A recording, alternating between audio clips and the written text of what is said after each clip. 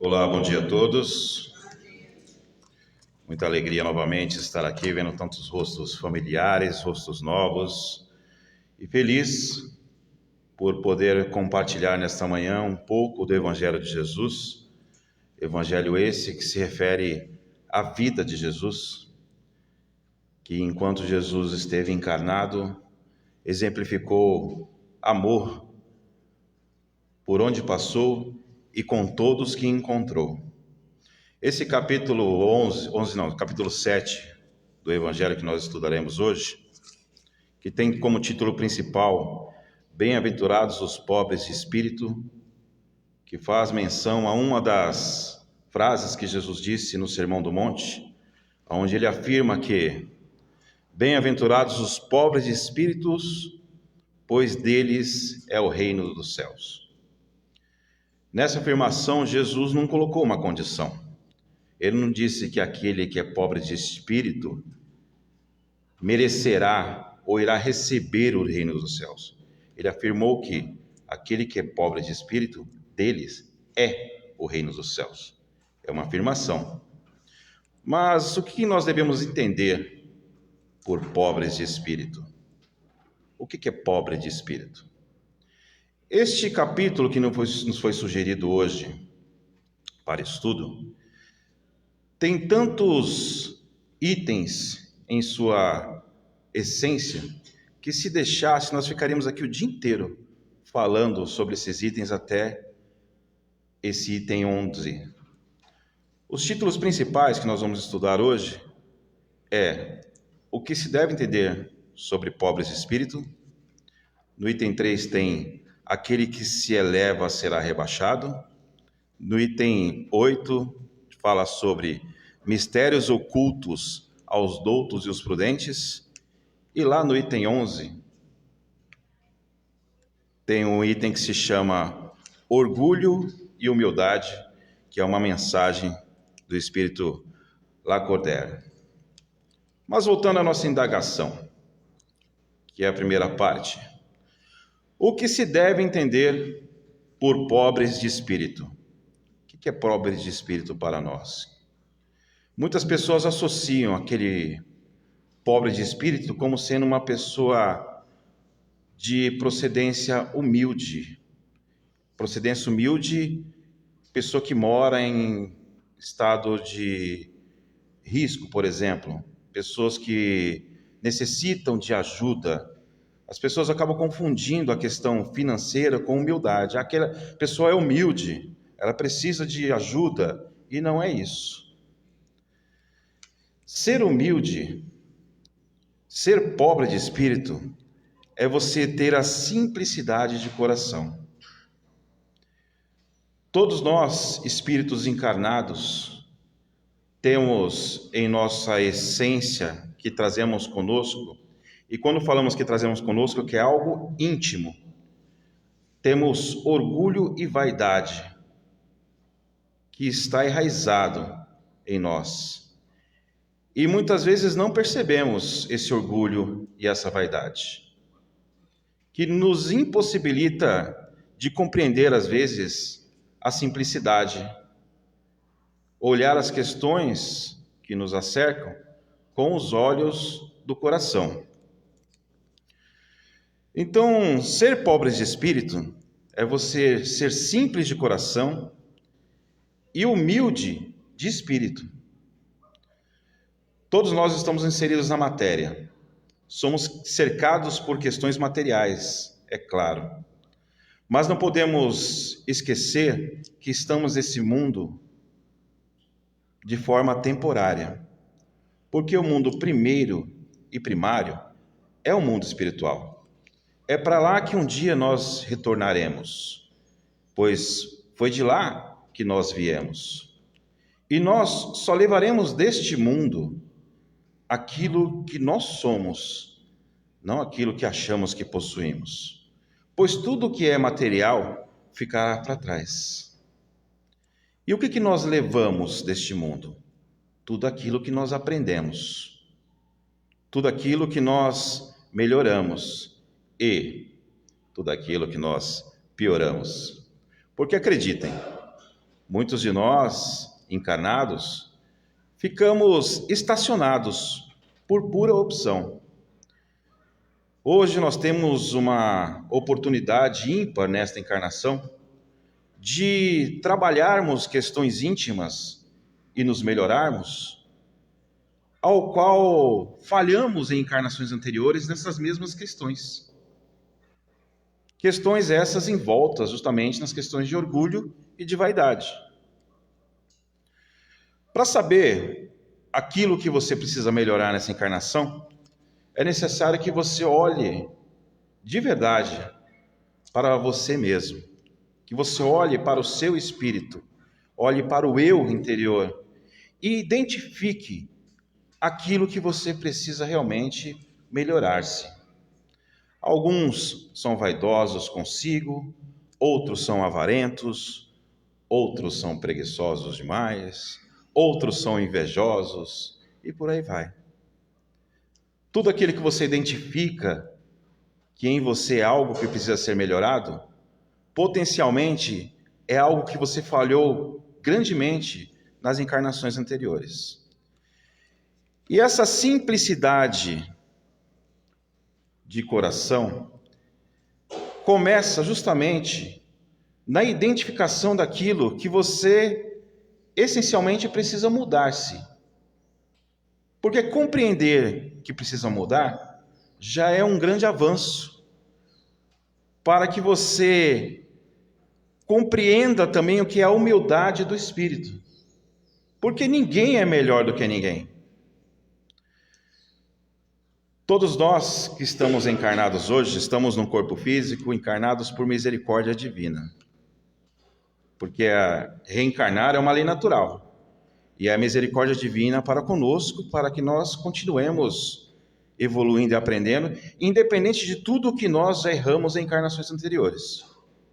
Um exemplo simples. Estamos num corpo animalizado, um corpo físico. O ser humano ele é um corpo animalizado. Né?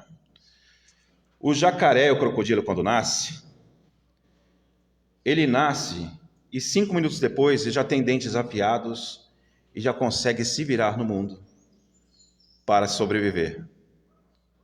Um potro, por exemplo, quando nasce no campo, ele nasce no campo e em minutos ele levanta-se, meio cambaleando, mas já sai pronto para a vida.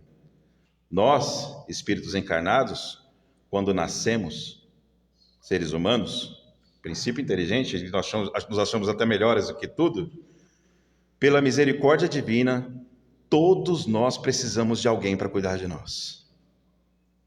No mínimo, já começa no parto. Você precisa de alguém para te ajudar a nascer. E, consequentemente, no decorrer do crescimento, você precisa de outras pessoas para lhe auxiliar. Isso é misericórdia divina. E quando nós compreendemos a essência de quanto nós somos frágeis, ao mesmo tempo quanto precisamos uns dos outros, nós começamos a compreender que ser simples de coração nada mais é que compreender que nós precisamos uns dos outros, mesmo nós mesmos sendo tão falhos quanto os outros são. Porque perfeitos nunca seremos neste mundo. A segunda parte, na primeira parte ainda tem uma observação aqui. Quando nós somos humildes, e ser humilde é você compreender aquilo que se é e aquilo que não é. Você ter a humildade, ter a compreensão daquilo que você é e daquilo que você não é. Se alguém hoje disser para mim, Cris, você está gordo, ele está certo. Não cabe a mim discutir com o outro. Mas, a partir do momento que você reluta contra as questões, você não está sendo humilde. Você não está compreendendo o ponto de vista do outro. Você não está se colocando no lugar do outro. E quando nós somos humildes, nós compreendemos o que somos, o que fomos e o que podemos ser. E a humildade, ela nos aproxima de Deus. Quando nós não somos humildes conosco, principalmente com os outros, nós deixamos ficar exorbitante o orgulho. E sendo orgulhosos, nós nos revoltamos contra Deus. E, consequentemente, somos nós que nos afastamos de Deus, porque Deus nunca se afasta de nós. Deus está conosco o tempo inteiro, onipresente, onisciente. Na segunda parte, que fala que aquele que se eleva será rebaixado, é feita uma pergunta para Jesus. Mestre, quem que é o maior no reino dos céus? E Jesus pega uma criança como exemplo e diz: aquele que for puro de coração, assim como essa criança, dele é o reino dos céus. Que lição que a gente tem que tirar desta mensagem? As crianças, se vocês pegarem um grupo de 6, 8 crianças brincando, para elas não importam as questões que para nós às vezes são relevantes e não são também, mas para as crianças não importam a cor, não importam o sexo, não importa o tamanho, e elas brincam umas com as outras com simplicidade, tratam umas com as outras com pureza. Às vezes se desentendem, mas 3 minutos depois estão ali se abraçando novamente. E assim deve ser conosco, que já estamos numa vida adulta. Esse exemplo que Jesus dá é justamente para nós compreendermos que devemos ter a pureza do coração, assim como uma criança. Não devemos guardar ódio, não devemos guardar rancor, não devemos querer vingança, né? Porque às vezes a gente acha que é justiça, não, mas a gente quer vingança. Um outro ensinamento de Jesus nessa passagem é que os filhos de Zebedeu, a esposa de Zebedeu, perguntou para Jesus se os seus 2 filhos poderiam sentar um ao lado direito e um ao lado esquerdo dele nos reinos dos céus. E Jesus disse que não cabia a ele isso. E o que Jesus quis dizer? Que não cabia essa decisão. Pô, mas ele era mestre, ele poderia mandar. Jesus quis dizer que compete a nós a conquista do lado direito, do lado esquerdo, ou o lado que nos compete, porque nós às vezes nos achamos melhores, mas o que nos torna melhor do que o outro? O que é melhor? O que te torna melhor do que o outro? O seu conhecimento, a sua posição social? Não. É a humildade e a pureza de coração. Às vezes até o calar-se diante de determinada situação também é humildade. Porque muitas pessoas acabam confundindo as questões de você ser melhor do que o outro, que você tem que ajudar o outro, você tem que dizer uma palavra para o outro, você tem que fazer algo para o outro sempre. E não é bem assim. O que te torna melhor do que o outro é você se colocar no lugar do outro, compreender as dificuldades do outro, ao mesmo tempo que você também compreende que você é tão falho quanto o outro também é, porque não somos perfeitos. Nesta terceira parte do ensinamento, Jesus também exemplifica sobre quando nós devemos nos colocar no lugar do outro, e através de uma didática bem interessante. Ele diz que quando você chega a uma bodas, a uma festa, ou um encontro que seja, que você sempre ocupe os últimos lugares e deixe os primeiros lugares aquele a qual o dono da festa irá direcionar. Porque, por conta do nosso orgulho e da nossa vaidade, de acharmos que somos melhores que os outros, a gente acha que sempre merece os primeiros lugares dentro da nossa visão. Então imagine, por exemplo, essa sala que está cheia hoje, e todos que vão chegando sentam nas primeiras cadeiras. Aí chega uma pessoa deficiente e a pessoa que toma conta do púlpito diz: olha, eu peço que você saia da primeira cadeira e vá até a última cadeira, porque essa cadeira é reservada para aqueles que têm uma deficiência física. Automaticamente, aquele que sentou na primeira cadeira, se ele estiver envolto de orgulho, ele vai se sentir ofendido. Não, mas eu cheguei primeiro, eu estou mais perto. E vai ao fundo. E o que Jesus exemplifica é que nós devemos nos colocar no lugar do outro. Porque ninguém é melhor do que ninguém. Não somos nós que colocamos a medida daquilo que somos melhores do que o outro. Não somos. No entanto, nós queremos ser melhores do que os outros e nos colocamos em primeiro lugar sempre. O exemplo que foi dado agora há pouco, de quando nós, ao nascermos, nós precisamos uns dos outros, isso serve para a vida inteira, para a encarnação inteira, porque nós sempre vamos precisar uns dos outros. Nós só melhoramos quando nos relacionamos uns com os outros. E se colocar no lugar do outro é o maior mérito que nós podemos ter para conosco. Porque se colocando no lugar do outro, nós compreendemos o tanto que o outro também é frágil. Porque muitas vezes olhamos assim, não, o outro tem tanto defeito quanto eu tenho. Mas espera aí, o outro também é tão frágil quanto eu sou. Então, se nós desejarmos o melhor para o outro, reservarmos os melhores lugares para os outros, consequentemente, se esse outro também fizer isso conosco, porque é um elo.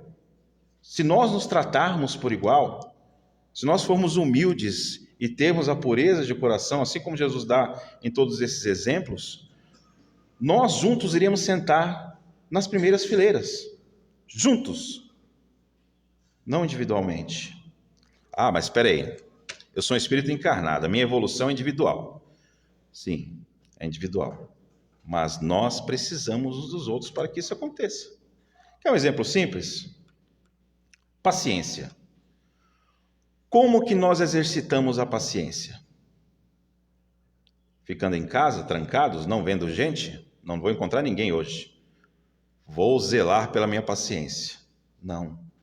Nós exercitamos a nossa paciência justamente indo de encontro àqueles que nos tiram a paciência. É com esses que nós vamos exercitar a paciência. E é só um exemplo da paciência, dentre tantos outros. A quarta parte do nosso estudo, deste capítulo, fala sobre mistérios ocultos aos doutos e aos prudentes. E algo interessante nesse estudo que veio à mente é que todos aqueles que Jesus escolheu como apóstolos para segui-lo eram homens simples do campo, da pesca, pedreiros, marceneiros,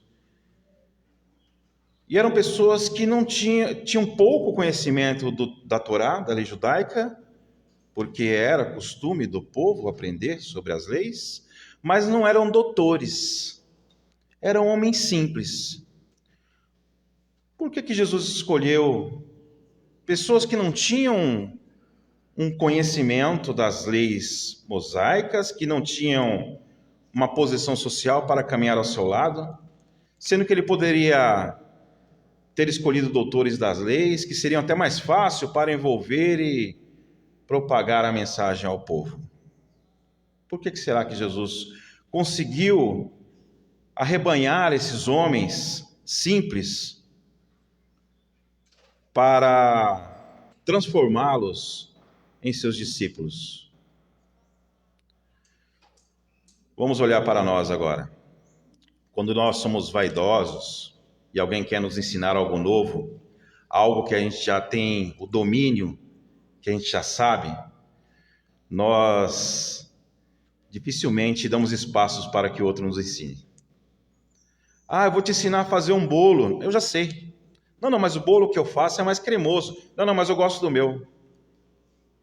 Não, mas eu quero te ensinar algo novo. Não quero aprender. Obrigado. E assim se deu naquela época. Os doutores da lei, os fariseus no caso, eram pessoas muito vaidosas. Porque o conhecimento é ótimo, o conhecimento nos transforma. Mas se nós não tomarmos cuidado, o conhecimento, ele nos desperta uma vaidade inigualável, sem percebermos. Uma pomposidade. Muitas pessoas, conversava com uma amiga agora há pouco sobre isso. Muitas pessoas, às vezes, deixam de fazer os estudos do Evangelho de Jesus, ou até das obras básicas do Espiritismo, por conta do linguajar que é colocado, que é um linguajar mais robusto. Não que não devemos ir em busca do conhecimento, não é isso. Mas muitas pessoas acabam, muito pomposo para mim, e acabam não adentrando ao campo do conhecimento por conta dessa, digamos que, dificuldade. E aí temos dois olhares ali. Temos o olhar da pessoa que vê algo que vai lhe fazer bem e diz que não é para si. E temos o olhar da pessoa que tem o conhecimento, que pode auxiliar aquele que não sabe e se coloca numa posição pomposa, fazendo o outro desistir por conta de você forçar o outro a aprender algo que ele não quer aprender daquela forma. Aquele que quer aprender e desiste, ele desiste por conta da própria vaidade, do seu orgulho. Porque, querendo ou não, para nós aprendermos algo novo, é necessário que nós saiamos da nossa zona de conforto. A gente precisa sair da nossa zona de conforto para aprender algo novo. Precisamos nos esforçar para isso. Por outro lado, aquele que pode ensinar, ele tem que compreender e se colocar no lugar do outro, que da forma que o outro vai aprender, às vezes não é a mesma forma que ele vai ensinar, ou que ele aprendeu, porque cada um tem a sua forma de aprendizado. Então, quando se fala dos mistérios ocultos aos doutos e aos prudentes, Jesus veio trazer o seu evangelho aos simples, porque nós somos tão orgulhosos que nos achamos os melhores do mundo, que às vezes quando vem nos ensinar algo novo, nós achamos que não precisamos. Às vezes nós somos tão orgulhosos que somos ajudados pela providência divina e dizemos assim, ai, como eu sou bom nisso. Olha só que sorte que eu tive. E fomos ajudados pela providência divina. E tudo aquilo que nos faz bem, tudo aquilo que nós vamos em busca de aprender, é mérito e esforço individual de cada um.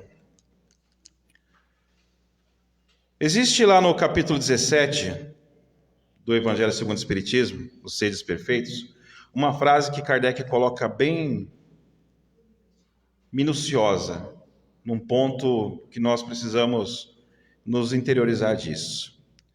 Ele diz que, sobre o Espiritismo, que é o cristianismo vivo. O Espiritismo nada mais é do que isso. De nós vivermos o cristianismo assim como Jesus exemplificou. Ele diz o seguinte, bem compreendido, mas sobretudo bem sentido. Que não adianta nada nós compreendermos e não sentirmos aquilo que compreendemos. O que adianta nós dizermos que somos cristãos, que viemos à casa espírita, ou vamos aos templos, ou vamos em qualquer lugar para escutar ou para falar do Evangelho de Jesus, se não utilizamos esse Evangelho no nosso cotidiano, no nosso dia a dia? O que não adianta nós só falarmos? Precisamos sentir aquilo que falamos. E a última parte deste item que iremos estudar hoje é a parte que tem maior peso em toda do primeiro item até o 11º desse capítulo, que é justamente uma mensagem do espírito Lacordaire que fala sobre orgulho e humildade. A humildade, ela nivela os homens. Quando nós somos humildes para com o outro e para conosco, nós nos nivelamos no mesmo patamar. Independente daquilo que nós somos ou aquilo que nós aprendemos até hoje, nós precisamos compreender que todos nós somos iguais perante as leis divinas. Tá, tudo bem, mas eu não acredito em Deus. Eu não acredito em nenhuma religião, eu não acredito em nada. Tá bom. Então peguemos um exemplo físico e simples. Todos nós somos caveira. Todos nós somos esqueleto.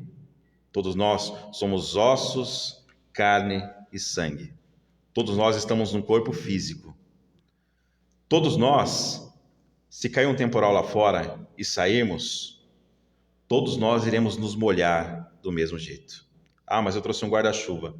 Seus pés irão se molhar. Todos nós somos iguais perante as leis divinas. E isso não é algo ruim, não. Porque todos nós somos iguais perante as leis divinas, mas todos nós somos iguais uns aos outros.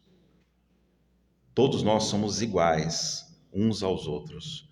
Todos nós temos defeitos íntimos que precisamos melhorar. Todos nós temos qualidades também, porque a gente não é só coisa ruim, não, a gente é coisa boa também.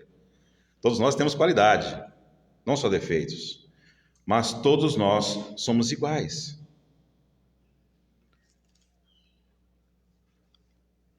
Os Espíritos nos ensinam que a felicidade não é deste mundo, mas que nós podemos ser felizes relativamente aqui sim, se assim quisermos. E para que isso aconteça, nós devemos compreender que os ensinamentos que Jesus nos traz, da simplicidade e a pureza de coração, nada mais é que um resumo daquelas duas máximas do seu ensinamento, das duas maiores leis, onde está contido todas as leis e todos os profetas, que é amar a Deus sobre todas as coisas e o próximo como a mim mesmo. E eu não tenho como amar a Deus se eu digo que eu não amo o próximo. Porque se Deus é onipotente, onisciente, onipresente, está em toda parte, Deus também está no próximo. Então, para dizer que eu amo a Deus, é necessário que eu ame o próximo. E amar o próximo não é você ter a mesma ternura com um, igual tem com o outro. É você compreender que o outro é tão falho quanto você é. É você fazer tudo o que é possível para o outro como você gostaria que fizesse a você. Isso é amar o próximo. Porque ternura está relacionada à lei de atração, que é uma das leis universais. Você tem mais com um, menos com o outro. Mas amar o próximo é desejar tudo de bom para o próximo. Então, quando se fala em simplicidade e pureza do coração, é você enxergar o outro como um igual. Enxergar o outro assim como você é. Todos nós queremos ser amados. Todos nós queremos ser envolvidos. Todos nós queremos ser acolhidos. Nós, não é eu, é nós. Eu, você, tu, eles. Todos nós queremos. Então, se quero para mim, o que eu estou fazendo para acolher o outro? Como que eu estou sendo simples e puro de coração para com o outro? Se eu quero que as pessoas me enxerguem da forma que eu acredito que eu mereço, como que eu estou enxergando o outro? Será que eu estou julgando? Será que eu estou apontando? Ou será que eu estou acolhendo o outro?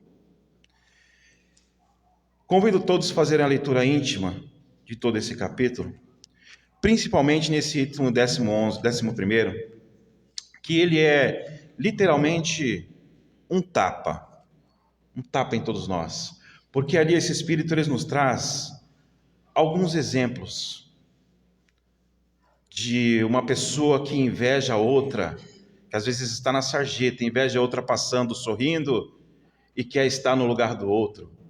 E aí ele dá um chacoalhão e diz assim: se soubesse o que está por trás daquele sorriso, você jamais iria querer ficar no lugar dela. É uma dos puxões de orelha que nos traz esse 11º item. Mas ele é muito rico para o nosso íntimo. Então, em resumo, ser simples e humilde de coração é você se colocar no lugar do outro, você projetar para o outro tudo aquilo que você gostaria para si. É o resumo de todo o Evangelho de Jesus, que não nos torna melhor do que o outro, não, nos torna melhores para nós mesmos, porque quando Jesus afirma que bem-aventurados os pobres de espírito de coração, pois deles é o reino dos céus, eles se referem a nós, porque quando retornaremos ao plano espiritual, retornaremos melhores, porque a felicidade, ela não é desse mundo. Então, o reino dos céus que Jesus se refere é a felicidade de espírito puro, ao qual todos nós, iremos sentir essa felicidade. Essa foi a exposição de hoje. Obrigado a todos e até a próxima oportunidade.